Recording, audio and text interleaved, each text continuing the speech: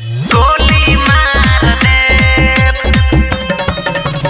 गोली मार दे, गोली मार दे। हेगे जता ही देखबो ओता ही सीधे ओकरा फाड़ दे। हेगे जता ही देखबो ओता ही सीधे ओकरा फाड़ दे। जदी दूसरा से दिलवा लगलही, जदी दूसरा से दिलवा लगलही सीधे गोली मार दे। जदी दूसरा से दिलवा लगबही के छौरी गोली मार दे।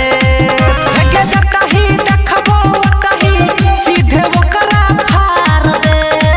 हेगे जता ही देखबो ओता ही सीधे ओकरा फाड़ दे। जदी दूसरा से दिलवा लगलही, जदी दूसरा से दिलवा लगलही सीधे गोली मार दे। जदी दूसरा से दिलवा लगबही के छौरी गोली मार दे। गोली मार दे, महिमा डीजे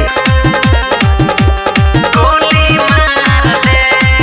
जदी दूसरा से दिलवा लगबही के छौरी गोली मार दे। हेगे छिए रंगदार हम देबो सीधे धंस गे। त्रिवेणीगंज के छिए बदमाश गे, सीधे धंस देबो। हेगे छिए रंगदार हम देबो सीधे धंस गे। त्रिवेणीगंज के छिए बदमाश गे। जाना बीजे हमर पावर ओकरा जिंदे जार दे।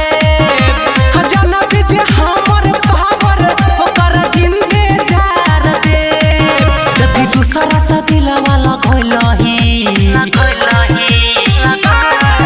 जदी दूसरा से दिलवा लगलही सीधे गोली मार दे। जदी दूसरा से दिलवा लगबही के छौरी गोली मार दे। गोली मार दे, महिमा डीजे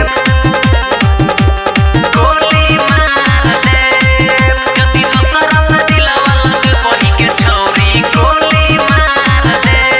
हे गई राजू रंजन से लगने रही दिल गे। रोहित रोशन ठोक दो तो किल गे।